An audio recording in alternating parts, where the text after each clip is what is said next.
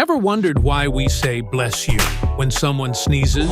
This tradition dates back to ancient times. During the plague, sneezing was seen as a sign you might be getting sick, so people would say, bless you, to wish good health or protection.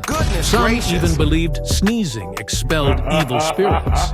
Today, it's just polite, so next time you sneeze, remember, you're getting a blessing from ancient times. Do you say, bless you, or something else? Let us know, you twisted freakazoid.